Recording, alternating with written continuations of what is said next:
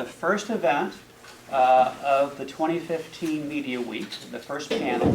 It's the panel on global and domestic diversity issues. More and more we're having to deal with these issues, and being able to master these issues can make you so much better in your field, whether it's PR, advertising, journalism. So welcome to the event. We have two experts who can talk about these issues. We have Carla Jones, who is the CEO of Carla Michelle Media. She's a Jacksonville native, went to the Bowles School, and the University of Florida for her bachelor's degree. She has both journalism and PR experience. Journalistically, she's worked with First Coast News and ESPN. She's also been an anchor for the CW17's TV show I Know Jax. Mm-hmm. She's also done some PR work, I believe, with AARP and Jacksonville Transportation Authority. Mm-hmm. We also have 212, who's the marketing director at Revlon. He has an MBA from Johns Hopkins University's Business School.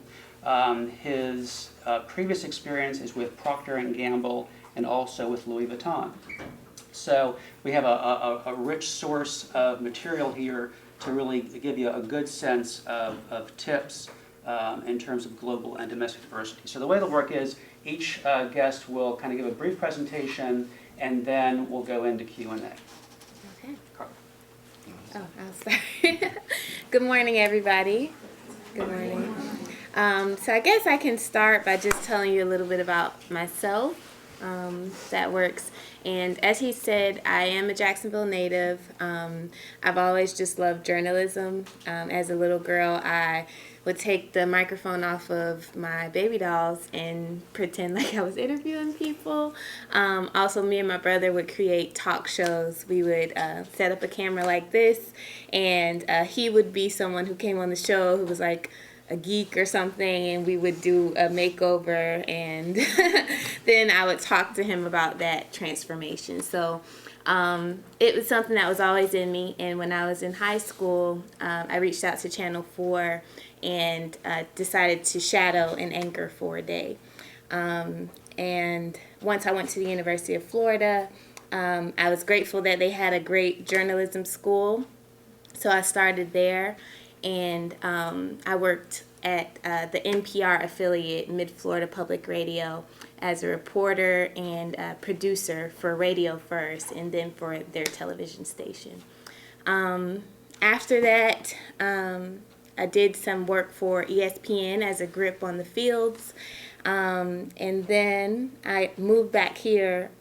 Actually, I interned at Channel 4 while I was in school, and kind of got involved in politics because my minor was political science. So whenever there was a local election, I would go to Ocala or Gainesville or wherever the election was and kind of do the reporting. So always just fast-paced environment. After school, I moved back home because I've always loved Jacksonville, and I worked for First Coast News. So I guess I'm kind of explaining my journey a little bit because none of it was planned. It was kind of just following things that I really love to do, and then it's kind of like the career part of it, the business side, kind of found me, and mentors found me. And I think that's been the most important part of my journey. People wanting to pour into me and invest and kind of just share their stories. And so that's kind of why I'm here today. And to speak a little bit to domestic diversity, when I applied for my first job at Channel 4, as I told you, I interned there for a while and made some great connections. So after school, I kind of thought it was a shoo-in, but in my resume tape, I had this wonderful scene in my eyes. It was a late night in Gainesville, and I was interning at a television station there. And there was a bomb squad call out. So that's like breaking news. I go out there with my camera, I set it up, and there's like police sirens in the back of me. And I shot a stand-up talking about the scene. So that was part of my resume tape. It was the thing I was most excited about. But when she saw it, she said, "Oh, you have to redo your tape because you have braids in your hair." And I was like, huh? Because at the time, I had a relaxed hair do, which is just straight hair. And in my tape, I had braids. And I was like, those are removable. My hair really looks like this. But it was that big of a deal that she said, your work is good enough to go on air right now, which is rare for just out of college. But because of your hair, you're going to have to redo your tape. So I ended up going to First Coast News because they had a job readily available, but it was behind the scenes. So that kind of, at the time it didn't feel so great, of course, but it kind of, the positive from it is I learned behind the scenes before I ended up starting my own business and being on camera and feeling independent and being really who I am on camera, which was a lot better for me. So diversity is a huge deal in media because they typically want you to look relatable. They don't want you to be too ethnic, or at least back then it was more that way. They don't want you to have an accent in your voice, so they want you to be, I guess the best way to explain it is to be able to relate to the masses and not appear to be too specific to any culture. So I found that to be difficult because being who I am is so specific. So it's kind of empowered me to kind of create my own path wherever I am. So that's what diversity has meant to me in my journey and in the field of media. My story isn't as exciting as Carla's. I think I took a more traditional route. Went to University of Miami, graduated with finance and marketing background. And then I just interviewed, Procter & Gamble came to the campus and did the whole interviewing process back in 2001, my senior year.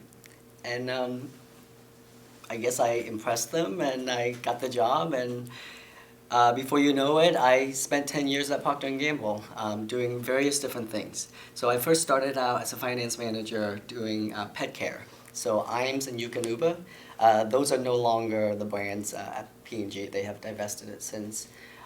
From there, I went into the OTC, the healthcare.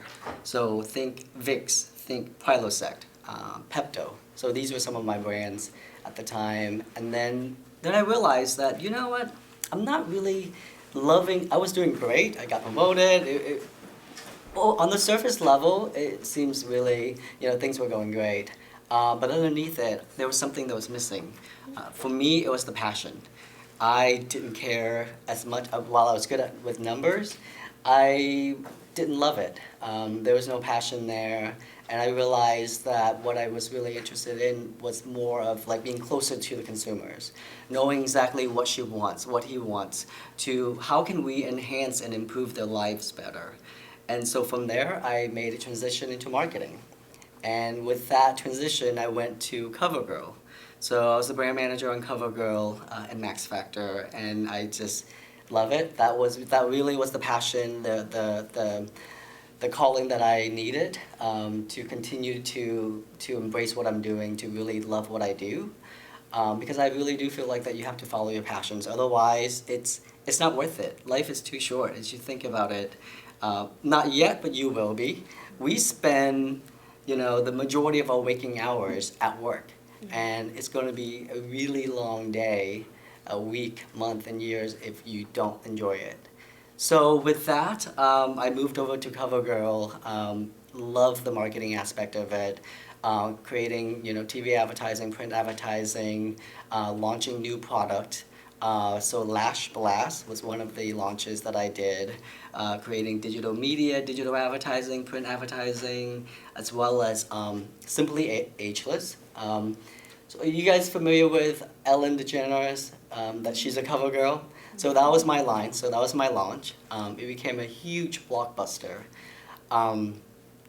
So for me, I had a very different path. I think my path was, from a diversity standpoint, was very much, I never experienced any negativity in terms of diversity. No one ever came to me and say, you need to look a certain way, you need to do this, you need to speak this way or act this way. I have the fortune of being with a company that really embraces diversity. So for me, diversity it's not for the sake of diversity. Diversity is in the diversity of thinking. I truly believe that a heterogeneous group of thinking will always outthink and out-innovate a group of homogeneous thinking. And to me, I embrace it, I challenge it, I welcome, diverse thinking and challenge the status quo. Is there anything that you really hope communication programs are teaching students today in terms of global or domestic diversity issues, whether it's in terms of advertising, PR, journalism, production, doesn't matter, but what do you hope we're teaching? What do you think? I can jump in. So for me, now I'm actually at Revlon in the multicultural division of hair. And when you think about that, hair is, there's so, scientists categorize there are up to from 8 to 12 different hair types. So there's straight, wavy, curly, kinky, coily. There are 8 different hair types in the world.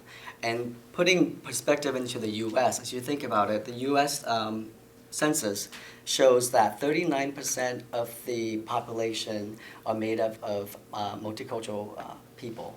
So they have very different hair needs.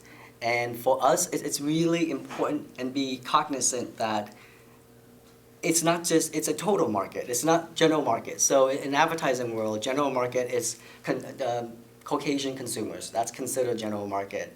And for the longest time, that's been dominated in the media, in the press, in the product. That's all there is. So, when you shop at the shelves, there's usually a little tiny section that's for hair, that's for multicultural hair. It's clutter, it's hard to shop, it's really hard to find a product for your hair needs. But if you think about it, 39% of the US population is multicultural.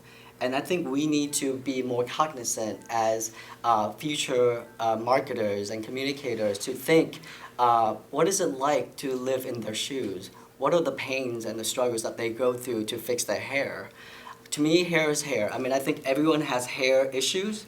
I think as the role of a marketer, my role is to help her address that need and create a product that would help her address that need.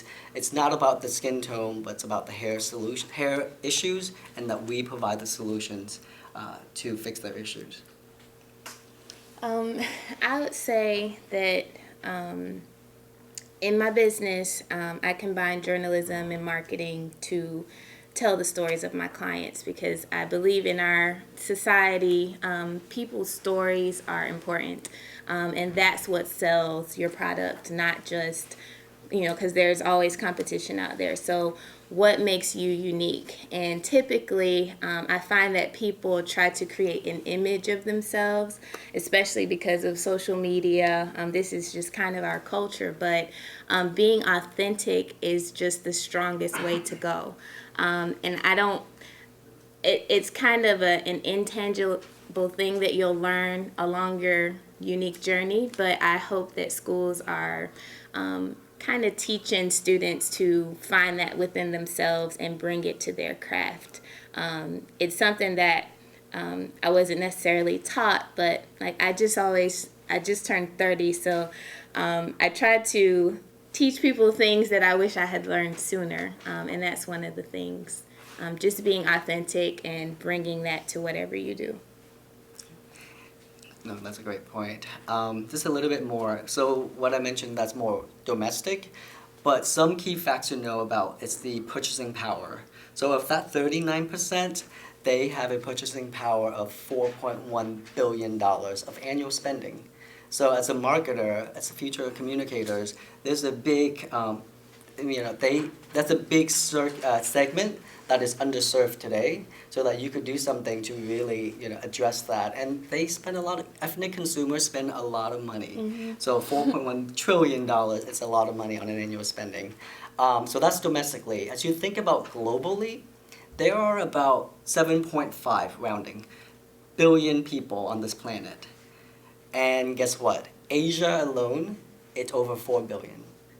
So you have to think globally. I know we're in Jacksonville in the US, but I highly encourage you guys to expand your world. Go study abroad. Go to Europe. Go to Asia. Go to South America, Africa. Go expand your world. Learn the cultures. Immerse yourself in the cultures and the arts, and understand that there's a bigger life outside of the U.S. As we're becoming much more globalized because of the internet.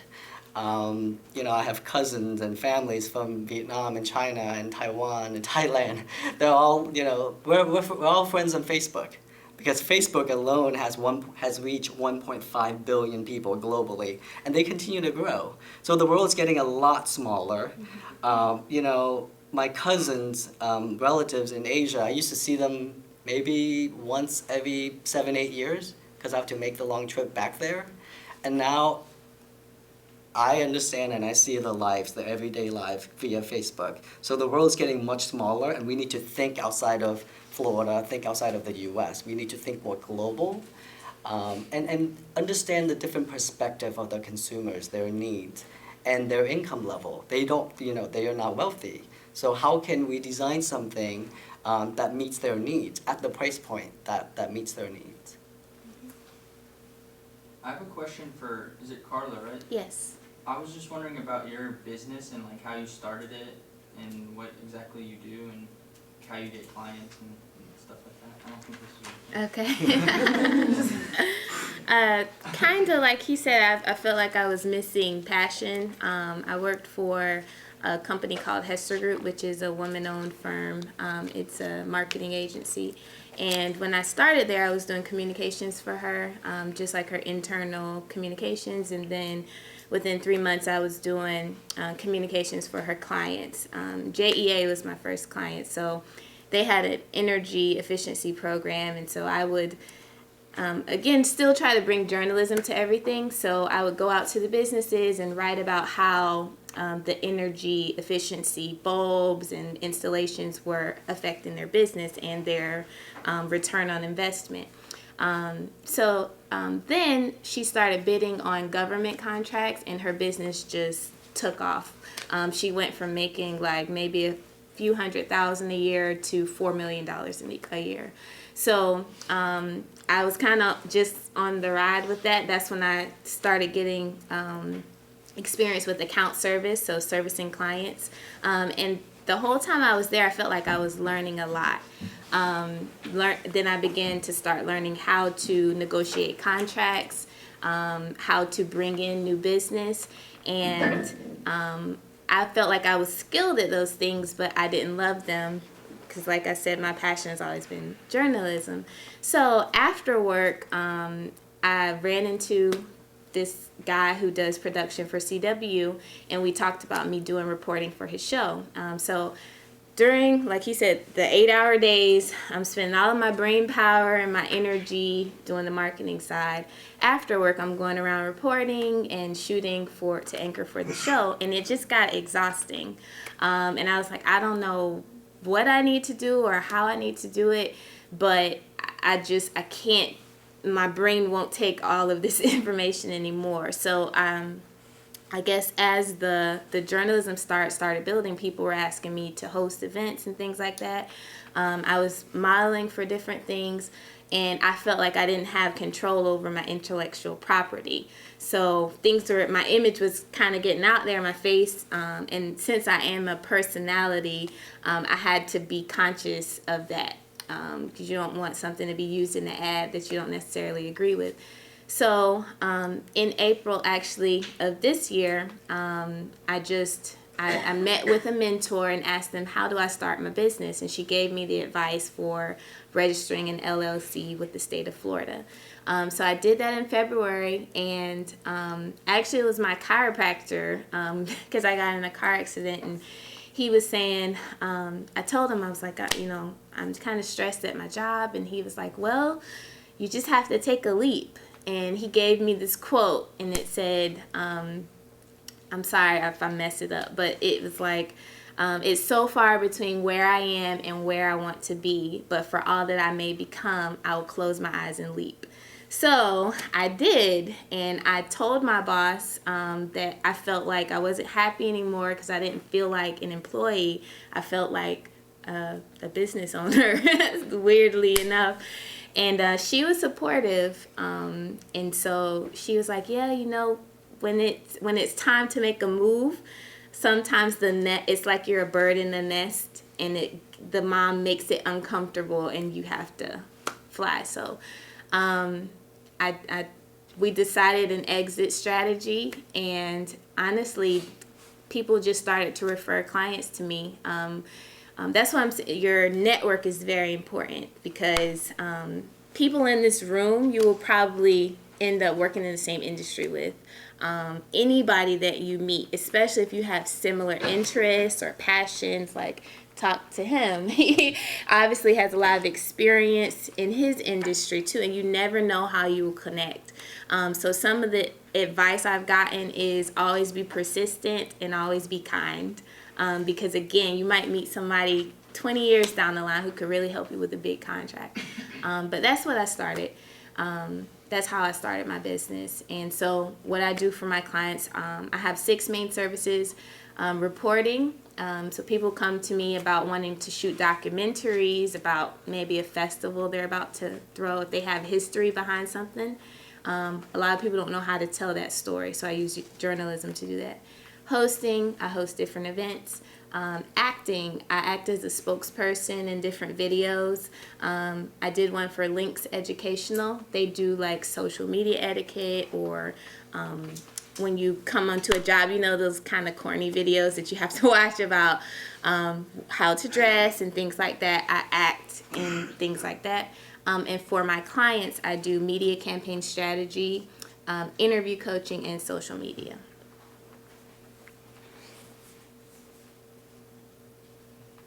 Other questions? You guys are quiet. I was going to ask about your time at ESPN. Hold on. Oh, I'm sorry. You won't hear yourself on this. It's going straight to the camera. So. I was going to ask about your time at ESPN and how you got started there, and what path you took to get there. Okay. Wasn't a big deal. But I went to the University of Florida, and as I mentioned, I worked at radio and television stations on campus. And ESPN, I guess they have a program with the college that whenever they shoot games there, they get some of the journalism students to help out on the field. So I literally would just carry the cords behind the photographers. And I just took that opportunity to kind of introduce myself to anchors and things like that, kind of make connections. But that's what I did, just on the field. And then they remembered me, so when they would go to other places, like when they came to the fields in Jacksonville, I worked for them then. By the way, for those of you who are interested in that, this university also has the same arrangement with ESPN. So our students will do the men's and women's basketball games, and I think we're doing volleyball this fall. So if you're interested, the professor is David Dealey. Professor David Dealey he coordinates that with ESPN. Mm-hmm. Yeah, I would say fully utilize the resources that you have on campus. I think a lot of students don't realize that the university actually offers a lot. I mean, for one, you're paying a lot of money to come here. So fully utilize all of the resources, all the professors' connections, networks. So when I graduated, it was shortly, my senior year was 9/11. It's right around that time. So I started interviewing. I applied probably over 300 applications online and never heard back from anyone. So the reason I got the job was through my school, the connections through my school. So really do utilize the resources that you have here. I guarantee you that there are more resources here than you realize. Okay, my question is about Revlon and CoverGirl. How did you break into the beauty industry? It seems so far-reached. Just how did you go about getting to that point? Yeah, that's a good point. It did seem really far reach. So I was already progressing, climbing the corporate ladder within finance at P&G. I basically had to start all over again. I mean, for me, it was, I had to do it. It's something that I had to do because while I was doing well and progressing within finance, I saw the ceiling because I put myself, I put that ceiling there because there was no passion. So what I did was I actually took a step back to move 2 steps forward. I went from, I basically started all over again and be an assistant manager and then got promoted to brand manager. But it's a lot of hard work. I think you have to go back to your passion. You easily have to work anywhere between, at minimum, 10 to 12 hours a day. Sometimes nights and weekends. And while it sounds like there's a lot of glitz and glamours aspect to it, because there are, you go to photo shoots or commercial shoots in Hollywood with celebrities, but at the same time they work you really, really hard. And if it's without passion, you won't make it. And I think passion is what will carry you through the early stages of it. And don't ever think that this job is beneath you. You might have a bachelor's, a master's, or a PhD, but don't ever think a job is too big or too small for you, because you have to learn from somewhere. And I did. I took a step back, and my pay was frozen for several years to really move forward. And I'm glad that I did, because I have found my calling, and I see myself doing this for a long time. Thank you.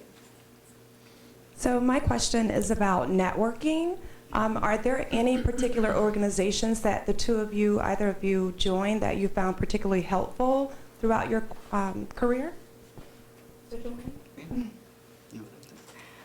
For me, it goes back to leveraging your networks and your resources. So for me, I'm very connected to my universities. So my peers from my undergraduate as well as graduate school, I stay connected with them on LinkedIn, understand what's going on and their lives and the growth that they're experiencing, the progress, as well as taking trainings, go to seminars, meet people and network with people. So there are many different networks out there. There are networks within industry specific, so there's CEW, it's Cosmetics Executive Women, they do admin into it too, just to be more inclusive. But there are a ton of networks out there. I think it's just taking the initiative to research who they are, research the categories and the industries, your passion points. What are they? Really do know them. And reach out to your network. You'll be surprised that someone might have a connection with that company or with that organization. And then introduce yourself. I mean, I get random emails from people just introducing themselves. And depending on the motive, most of the time I do get back to them. Just, because I like to think that people generally like to help other people. And I think if you take the time to look for them and connect with them and find some common grounds with them, they would be more than happy to help out. I will say along those same lines, I believe in creating your own network, just of similar people. For example,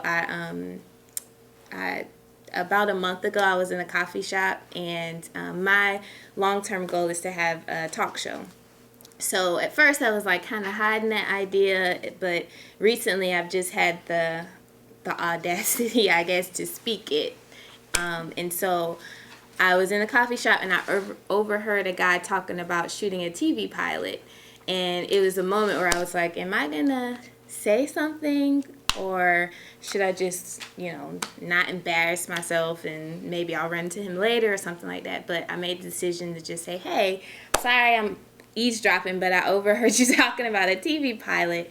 And he was just very kind, and we ended up talking that day, and he was like, let's meet the next week. And so I met with him a couple times, and he's actually part of TV Jax, which is a new network launching in Jacksonville. And so out of that, I met him a month ago, and they asked me to be a correspondent at the launch of the network, which was last week. So as I was doing that, I actually got to meet an Academy Award film producer. I got to interview him, and he shoots in Jacksonville all the time. So those are the type of connections that I tend to come across, because I've always felt like I don't really fit in anywhere.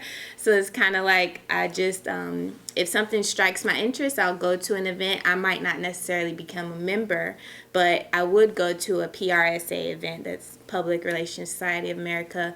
I have a colleague who's part of FPRA, I believe, and she invites me to different events. So I kind of tend to just stop through and see where I can connect with someone, but I'm not really part of any networks except for my school.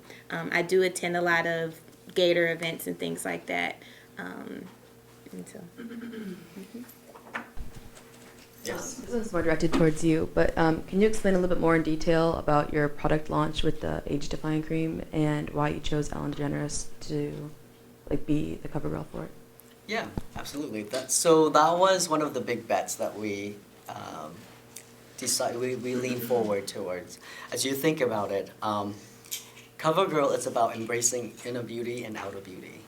And when within the category, there's always a lot of, pretty faces, a lot of models that don't really have a lot of substance. So when we got this formula, it was one of the blockbusters because it was the first time ever that has the swirl that was built in. And to this day, there's no one out there, no L'Oreal, Maybelline, Revlon, my current company.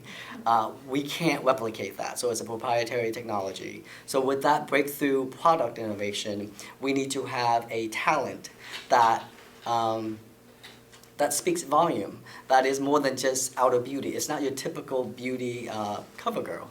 And as we thought about it, so this one is age-defying. Ellen was at that time very much in the age range that we're targeting, women 45 plus at that time for this line. And she's very funny. She is very likable, so that's very important because we don't want to associate your brand with any polarizing characters. You want them to be well-rounded, more or less America's sweethearts, but with substance. And it was very contentious because a lot of people never saw Ellen as a cover girl, and for that reason, she worked that much harder. She had a platform, and believe it or not, she does wear makeup. So they all do, even men on TV. So we because she also realized that, wait, you want me to be a cover girl? Are you sure? And because of that, she worked extra hard. Every time when she could on the show, she would mention about it, how she has the product on, how much she loves about it. And as a result, shortly after 3 months after launch, that became the #1 foundation in the marketplace. And to this day, it's still in the marketplace.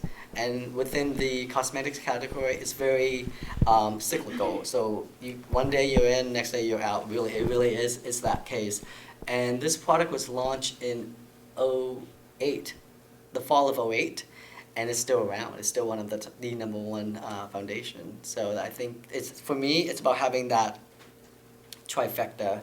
One, having a great formula, a great innovation. Two is having the reason to believe. Like, what makes this an anti-aging foundation? Well, guess what? Olay is part of it. So Olay is part of the brand. It's part of it. It's a sister brand. So it's CoverGirl, makeup know-how, Olay skincare science, plus a talent that is relatable but yet unexpected. So there's that nice surprise factor, and the three of them turn into a trifecta that turn into a multi-million-dollar brand. So. See how happy he is talking about You it? have to love what you do. 'Cause you have to love what you do. It's not about the pay. It's about the passion, and because you'll realize that no amount of money is enough to put in all the hours, because you really do work nights and weekends, when needed. After a certain level, you do a lot. So, but you just have to find that passion, and then it wouldn't be as bad. It's still work, but it's not as bad. So I have a quick question about research, and I do hear you quoting some stats about it, more or less. So I wanted to know about the role, the importance that research plays in each of your roles. If you could share. That's a good question, especially coming from a journalism background. I was taught that, when I was in school, social media wasn't quite as used as it is now. It was like just starting. So we were taught, sources, sources, sources, and there were major news outlets that we looked to. But now you just go to the internet, and if you're looking at one story, you have like 30 versions of it. It could be just a blogger who didn't really do research. So it's kind of like you have to research everything you see.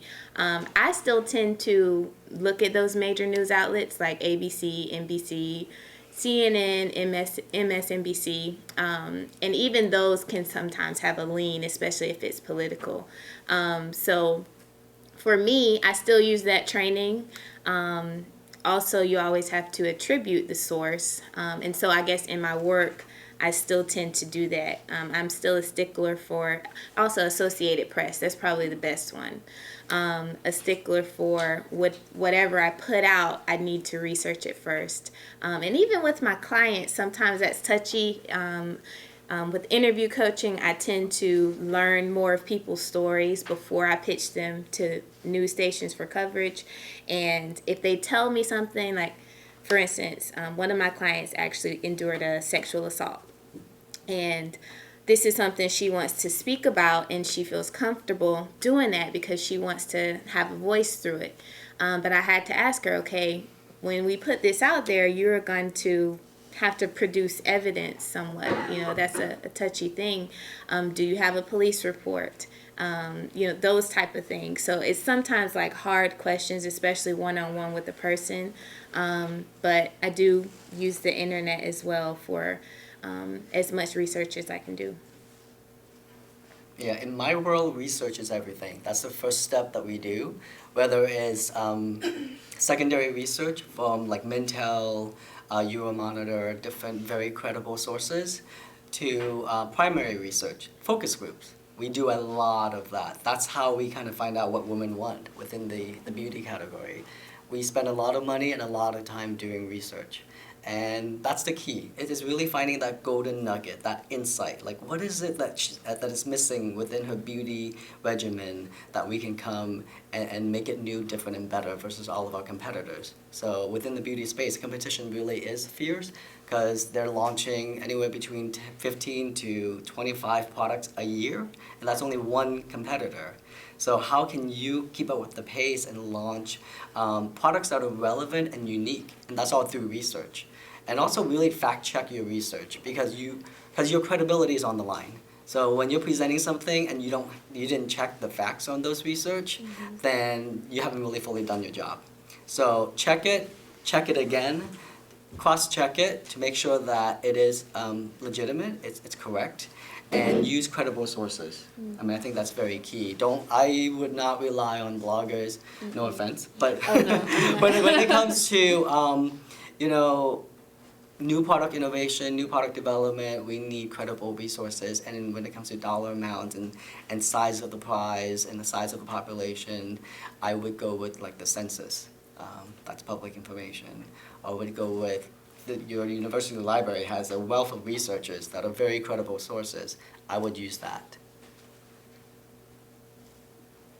And my question is just going to be, I know you guys both talked about social media, and I know that it's something that probably, since you guys have graduated, is something that's growing. You might see more about in your jobs now than you might have had experience within school. Do you have any advice for some of us that are upcoming graduates as far as like how much to focus on social media as a part of communications? Because it is, I think it's something that's global and diverse, but I think that you have to be careful about what outlets you use for social media. Are there some that you could recommend that would be something that we could use as far as like professional, besides LinkedIn, I guess? You mean using your personal social media? Well, as far as using social media within your brand, are there things that you guys actually use? Like when you're in school, you might want to focus on, okay, if you want to do brand development or if you want to do social media management. Some of those things are not things that are going to be covered in actual class, but are there things that are more focused on the industry than others, so we can kind of focus our resources to if that's something we're interested in? Well, I'll take a stab at it. So, CoverGirl would be a great example. So I spearheaded the CoverGirl digital efforts. This was back in 2008. So at that time, we didn't have a strategy.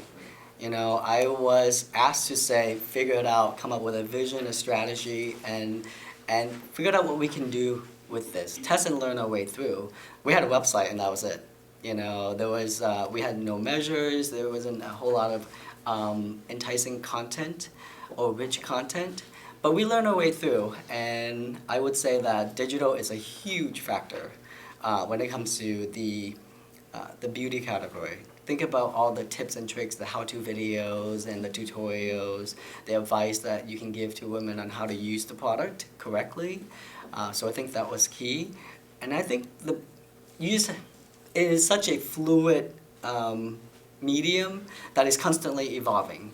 So while they call me, digital expert, but I definitely don't feel like the expert. Yeah. But that's the thing, because I feel like there's so much to learn. Yes, I have, led, the CoverGirl digital marketing, and I built it into, we actually launched Facebook back in 2008, and now we have over, I think 4.5 million followers, and you just have to test and learn your way through. Never think that you know everything, because you don't, because it's constantly evolving and changing. And always ask, what's the purpose of that platform? If you can answer some of the initial strategic questions, like the purpose for it, and how you can execute it, what is it for, what is the reason for its existence, for mobile, for digital, YouTube, social media, and e-commerce. I think these are some of the things that you just have to define a strategy for each one of them, and then come up with a tactic that could fulfill that. Yeah, and just keep on pushing the envelope and test and learn your way through. That's how CoverGirl did it, and at that time, their budget, their annual marketing budget, and they have a lot of money, it was less than 1% of spending. Now it is 25% of spending. So just to show that the shift in digital marketing, it is huge, and it's just going to continue to grow more and more and more. I think traditional media, it's losing its ground. I think television advertising, there's still a place for that, but it doesn't have that two-way communication. So television and print ad is very much a one-way, I'm talking to you. And social media is I'm talking with you. Digital is I'm talking with you. It's a two-way conversation. And I think there's also something very unique about that, the shareability aspect of it. So, and it has that geometric of, you like CoverGirl, and then your 10 friends sees, and they also like CoverGirl, and then eventually the conversations get bigger and bigger and bigger. And it's also more authentic too, because it's not the brand telling you, hey, you need to use this.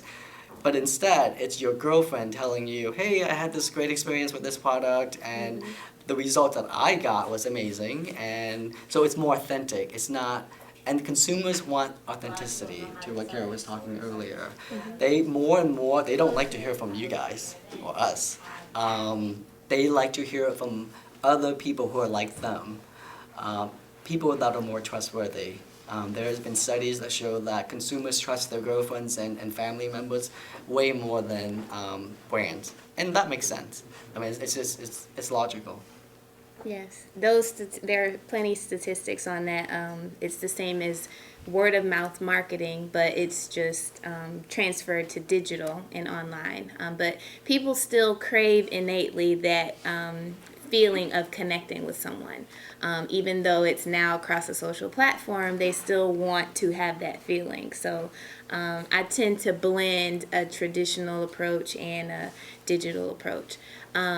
Also, content marketing, like he's saying, is huge. And like he also said, I agree, social media is always a new trend. So I just try to, whenever I see a different event, there was just a free one at the Times Union, Power Up Your Social Strategy. So I always go to different events and build that into part of growing my business. It's an investment to just keep up with the trends. There was also something else I was going to say. Yes, as far as journalism, when I first started working at First Coast News, they didn't have any social media pages. And then when they started one, they were very strict about how we're going to use it. And like I said, I was trained that, we're the journalists, we are the gatekeepers, we tell the audience what's important. But then it took this shift, like, now the masses tell us what they care about and we listen to them. So I originally used Facebook as like research. So I would go on, if somebody unfortunately was killed, I would go on there to find their Facebook page to see, use their pictures and things like that. And even with that, we had to get approval. Now people use Twitter as like their official comment. So the industry has just totally changed, and it serves you well to make sure you're abreast of like what's accepted nowadays. Mm-hmm. How did you go about getting involved in politics, and how was your interaction with that market, with the politicians and the officials? What I didn't like about news is I'm just a really feeling person, and it kind of desensitized me. I was an assignment editor, so I used to listen to police scanners, and it was kind of like, just get this out. We want to be first. We want to tell people about it first. It was less about actually connecting with the people in that story. But politics was the same. It's fast-paced, and you kind of just have to get things done. So again, I just tried to bring myself. So I would suggest, how did I get involved? Sorry.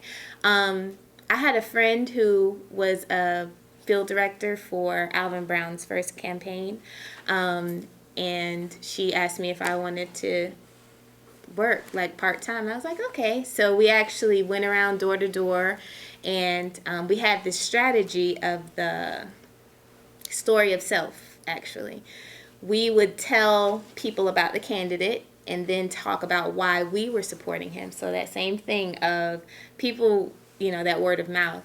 Why do you care about it? And I'll connect with why I care. So we actually won, and I didn't expect that at all.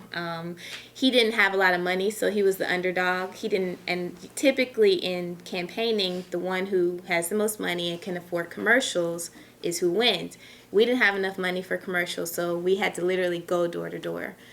Then we moved to the next round where we could afford commercials. So I said, hey, I can help you direct your commercial. And so did that. But yeah, that's just how I got involved. Used politics.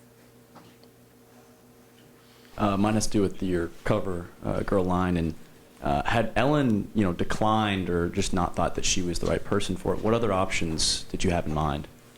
We did. So clearly, you always have to have a plan B. So always come up with a plan B, because you just never know. But fortunately, she was equally as excited as we were, and it just it worked out great. And it's I think their relationship just ended. I don't keep up with them anymore, but I believe through the rumors is that they have ended the relationship. So, but that's been a good 6 years. So.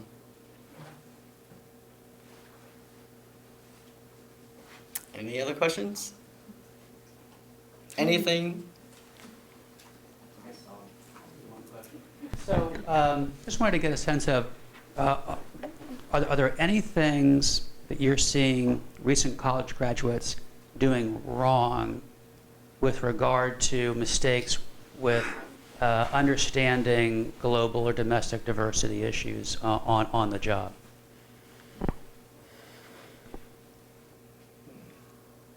Well, I will use what you opened up to say about diverse thinking.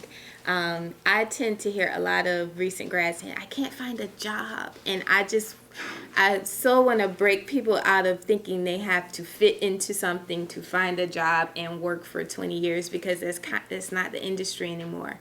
And I think it's a kind of good and bad thing that there is so much power in millennials in our culture, because I definitely respect the elders and traditional ways to do things, but you do I believe there's a perfect balance if you find the good mentor who has experience and also understand that you bring something unique.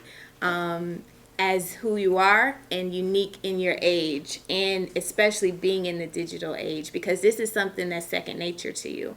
And I found it to be that case wherever I worked. Because I was the youngest, they would be like, oh, put her on social media. And so like he said, I've never felt like the expert in social media, but I've made money doing it because that's kind of been my niche at times. So I would say wherever, I've always liked this quote, bloom where you're planted. So wherever you are, gain the knowledge, because even if you don't love it at that moment, it may not be time to leave. But also get a good community around you. For me, family support is important. Then, like I said, having a mentor.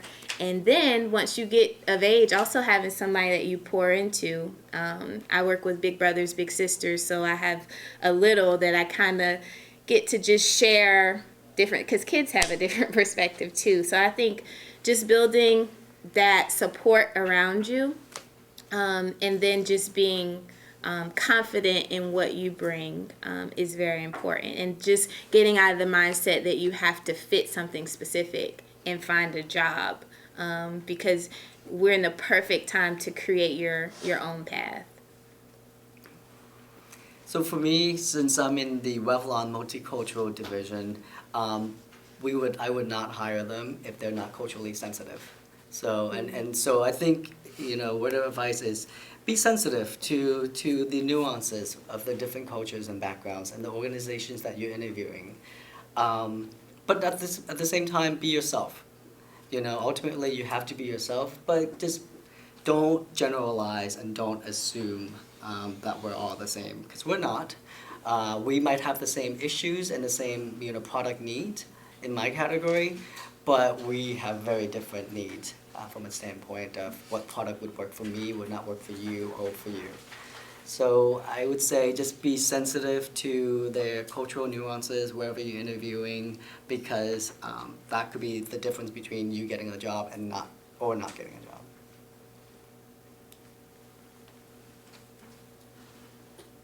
Anybody else?